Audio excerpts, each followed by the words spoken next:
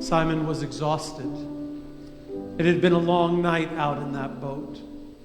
Nothing left to do but go back to shore and wrap it up, clean the nets, and head home empty-handed. At least his mother-in-law was feeling better, so there was that.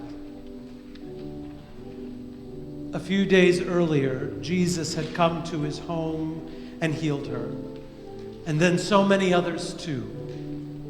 He must have thought to himself, what a powerful healer, and how lucky he was. How lucky they all were. And he clearly wasn't alone. Word began to spread after Simon's mother-in-law was healed, and people began bringing Jesus all of the sick and afflicted in their town, and he healed them. His reputation grew so much that the crowds were surrounding him. They followed him everywhere, and now they followed him to the water's edge.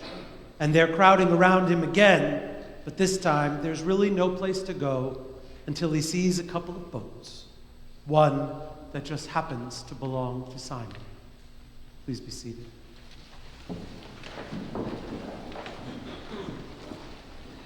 Simon had to have looked at Jesus at first with that kind of expression that says, I'm off duty.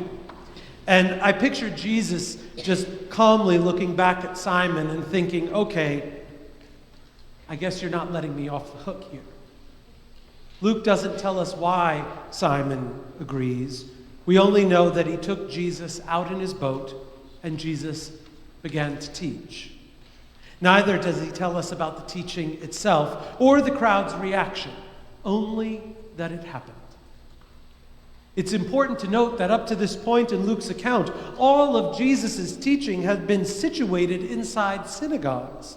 This is the first time we see Jesus bring his message into the midst of the people gathered where they are, and it sets the stage for so much of his ministry that will follow. The next thing we hear in this passage is that Jesus asks Simon to go further out and let down the fishing nets. The same nets that he and his partners had just finished cleaning in the same spot where they just spent the night catching nothing. I get a kick out of picturing Simon's inner monologue. What he says is, we've worked all night long but have caught nothing, yet if you say so, I will let down the nets. What I think must have been going through his head was more likely along the lines of, this guy is really starting to push it. Keep in mind, even though he was grateful to Jesus, even though he probably at this point really liked Jesus very much, he was the fisherman. He was the one who knew the water and the tides and the best spots to fish and when to fish them. He was experienced at this sort of thing, and experience taught him that there were no fish to be caught here, and this was a waste of time. What did Jesus know about fishing anyway? Have you ever found yourself in a situation where you just knew what was going to happen, where you were sure of how things would work out because you'd been down this road before, especially a situation you were pretty sure was going to end with disappointment? And in that moment, have you ever had someone come along and say, I'm not so sure that's how it's going to go? I think that's sort of the intersection we find Jesus and Simon in today. Simon is sure he knows what he's talking about, and Jesus sees it from a different view and persists. And even though Simon is sure this is a waste of time, he wants to honor Jesus by indulging him. And so he and his partners cast out their nets, and everything changes. And that's the point right there. Sometimes it's not about being sure. It's not about being right. Sometimes it's about leaving space for what could happen, and that is what Simon does in this passage. He leaves the door cracked open, even though he thinks it won't lead to anything. But that little bit of space is all that Jesus needs. You see, it's in that little space, that cracked open door, that God so often does the most amazing things. In this story, Jesus uses that crack to show Simon and his partners that even when they are sure there is nothing but nothing, there is, in fact, abundance to be found.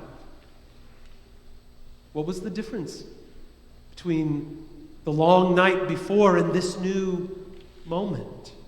Why were there suddenly all those fish where there just a short while ago were none? Pretty simple. Jesus. This time, they brought Jesus along with them and left the door open to the possibility, and that changed everything. Simon gets this, and at first it's almost too much for him to bear, and he implores Jesus to just leave him alone. Likely, this is partly out of embarrassment and a lot of self-doubt about his worthiness to be in the presence of the one that he now sees is more than simply a powerful healer. I love this part of Simon. The part that is so sure that he is not worthy of Jesus, but the grace of Jesus is boundless. Simon will become Peter, and Jesus will make him the rock, foundation of the church. This sinful, flawed, doubtful person who will get it wrong almost as often as he gets it right, just like most of the rest of us. But Peter will always leave the door cracked open. Sometimes, actually, a lot of times, that's what we need to do. Closed doors don't have a good track record of leading to anything really other than stillness. Closed doors also tend to keep us stuck where we are and keep others out. I think that's also why Luke puts more emphasis on the setting of Jesus' teaching today than he does on the teaching itself. I asked Jenny to play, and I asked you all to close your eyes because we needed to experience the gospel differently today. We needed to be at that lakeside.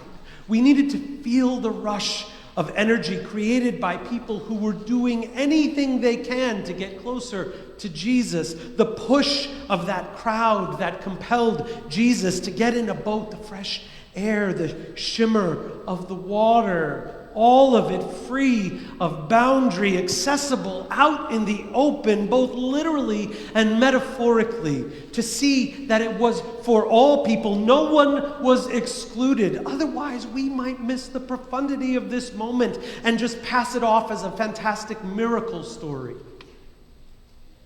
This was the foundation of Jesus' ministry, and it is the model he has given to his church. It's not really about the fish. Today, we are being called to live into that model and to bring Jesus with us. And I don't mean simply in the, hey, let me tell you about Jesus kind of way. I mean by bringing Jesus with us wherever we go, into whatever we do out there. Because that changes the way we live. Note that when the fishermen came back to shore, they didn't ask for more. There was no talk of when they could get Jesus back in the boats for another amazing haul. No, they got back to shore, gave the fish away, and followed Jesus where he led. Not who they wanted him to be. Though we'll see them try and fail at that time and again. No, in that moment, and ultimately, they followed where Jesus led them. Following this service today, we will gather for our annual meeting at the beginning of what has already been a tumultuous new year for so many reasons. The earth is quite literally burning and crying out for help.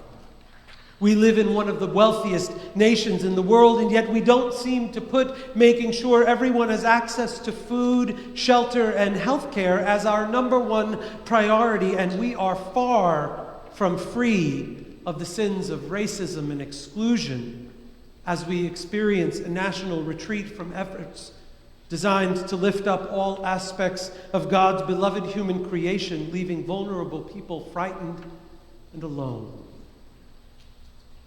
As we contend with all of this, reflect on where we've just come from, and consider where we're heading, we must ask ourselves, how are we being called to respond to all that is in front of us?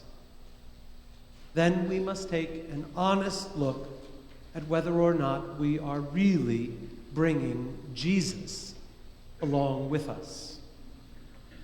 He's standing right there in front of us, asking us, the people in this room, to throw out our nets. And today, the only real question on my mind is whether we're going to do what he asks, or we're going to try to tell him that we know better.